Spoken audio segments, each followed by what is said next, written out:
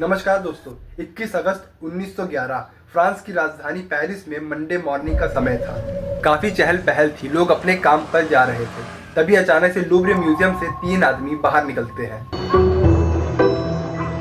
इन तीनों ने पिछली रात म्यूजियम के अंदर ही काटी थी और अब इनके हाथों में थी लूव्र म्यूजियम की सबसे अहम संपत्ति, जिसको कंबल में छिपाकर भाग रहे थे।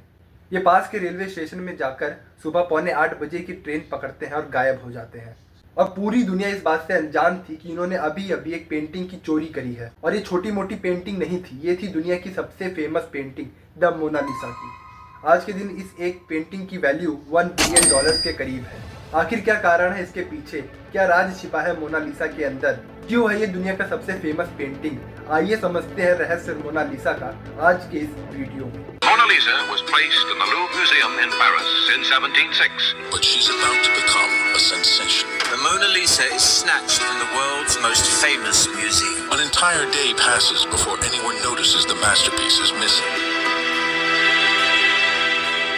मोनालिसा की इस पेंटिंग को बनाया गया था सन 1503 में एक Italian artist Leonardo da Vinci के द्वारा। ये भाई साहब इतने कमाल के आदमी थे, आप यकीन नहीं करोगे, क्योंकि ये सिर्फ एक पेंटर नहीं बल्कि एक इंजीनियर, साइंटिस्ट, आर्किटेक्ट, स्कल्पचर और थ्योरिस्ट भी थे। इन्हें इतनी सारी अलग अलग सब्जेक्ट की नॉलेज थी, चाहे वो पेंटिंग हो, कार्टोग्राफी हो, जियोलॉजी हो, एटोनॉमी हो, बोटैनी हो, ऑप्टिक्स हो, हाइड्रोलॉजी ही क्यों ना हो। इनके ऊपर तो पूरी एक अलग से वीडियो बनाई जा सकती है। तो इनके ऊपर ज़्यादा बात ना करते हुए हम वापस मोनालिसा पर आते हैं, जो कि इनकी द्वारा बनाई गई सबसे फेमस पेंटिंग थी। लेकिन ये पेंटिंग थी किसकी? पेंटिंग में दर्शाई गई इस औरत के आइडेंटिटी को लेकर हमेशा से क्यूरियस रहा है। इसको लेकर सबसे पहले खुलासा हुआ था जॉर्ज वसारी नाम के एक इटालियन आर्टिस्ट के द्वारा, और इन्होंने सन 1550 में लियोनार्डो दा विंची का आत्मकथा भी लिखा था। वसारी के अनुसार ये औरत थी लीजा गराडनी। इनकी शादी फ्लोरेंस में रहने वाले एक सिल्क ट्रेडर के साथ हुई थी, फ्रांचेस्को जियोगोंडा के साथ। उसका कहना था कि फ्रांचेस्को ने ये पेंटिंग अपने बीवी के लिए कमीशन करवाई थी। और यहीं से इस पेंटिंग के 2 नाम निकलते हैं। एक नाम जो हम सब जानते हैं, मोनालिसा। ट्रेडिशनली इटालियन भाषा में मैडम के लिए मडोना शब्द इस्तेमाल किया जाता है और मडोना लिसा को शॉर्ट फॉर्म बना दिया गया Mona Lisa, Mona Lisa with double N. इसी चीज को बाद में इंग्लिश में मोनालिसा का एन ड्रॉप कर दिया गया और मोना हो गया मोनालिसा। और फिर आता है मोनालिसा का दूसरा नाम, जियोगोंडा। और इटालियन में इस नाम का मतलब होता है लाइट हार्टेड या फिर चेयरफुल भी होता है, मतलब हंसमुख। तो यही कारण है कि आप कभी भी लूव्र म्यूजियम में जाओगे इस पेंटिंग को देखने के लिए, तो वहां पर आपको फ्रांस में लिखा होगा जियोगोंडा। अब दिलचस्प बात यह है कि सन 1550 में खुलासा होने के बावजूद लोग मानने को तैयार नहीं थे कि वसारी ने जो बताया है वो सही है। फिर थ्योरी सामने आने लगी कि ये औरत कोई और है। कुछ ने कहा कि ये लियोनार्डो दा विंची की मम्मी थी, कुछ ने कहा कि इटालियन में किसी रानी की पेंटिंग है। सबसे मजेदार थ्योरी तो ये है कि इस पेंटिंग में लियोनार्डो दा विंची ने खुद को दर्शाया है। ये पेंटिंग किसी औरत की नहीं बल्कि दा विंची की खुद की है। उन्होंने खुद को इमेजिन किया था कि वो कैसे दिखते अगर वो एक औरत होते तो। प्लांटी का कहना है कि जब मोनालिसा की पेंटिंग बनाई गई थी तब मोनालिसा की उम्र 24 साल थी। और इस पेंटिंग को बनाने के पीछे 2 कारण बताए जाते हैं। पहला साल 1503 में जब मोनालिसा ने नया घर खरीदा था, और दूसरा दिसंबर 1502 में उनका जब दूसरा बेटा पैदा हुआ था।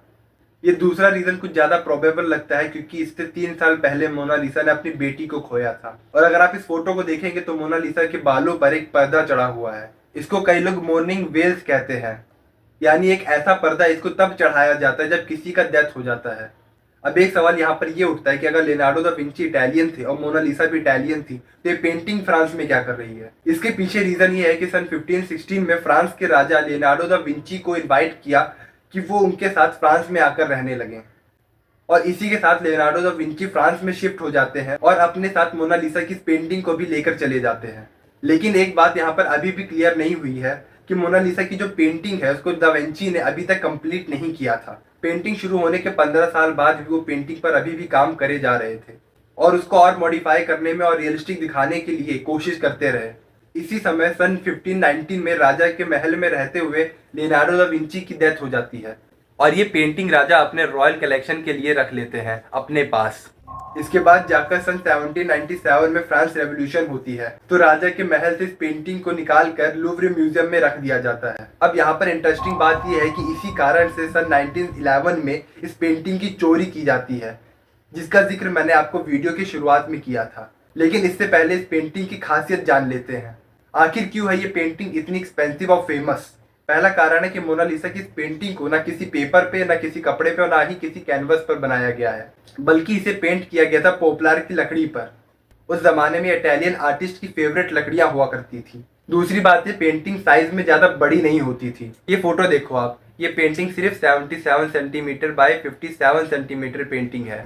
फिर भी बहुत खास पेंटिंग मानी जाती है। ये पहली ऐसी पेंटिंग है जो इंसान पर इतना क्लोजली फोकस करती है, क्योंकि उस टाइम पर कोई ऐसी पेंटिंग बनाता नहीं था। और यही राज है मोनालिसा की इस मिस्टीरियस स्माइल के पीछे भी। ध्यान से देखिए इस मोनालिसा की स्माइल को। जितना आप उसकी मुस्कान पर फोकस करोगे उतना ही ये पेंटिंग आपके लिए सीरियस होती जाएगी। जब आप इस पेंटिंग की किसी और साइड को देखेंगे तो आपको लगता है कि मोनालिसा हंस रही है, लेकिन जैसे आप उसके फेस की तरफ देखते हो तो बिल्कुल ही सीरियस हो जाती है। और इसी आर्ट टेक्निक को फुमाटो कहा जाता है। और आज भी ये पेंटिंग लूव्रे म्यूजियम में है, स्ट्रिक्ट टेम्परेचर के साथ, ताकि ह्यूमिडिटी इस पर ज़्यादा बुरा असर ना डाले।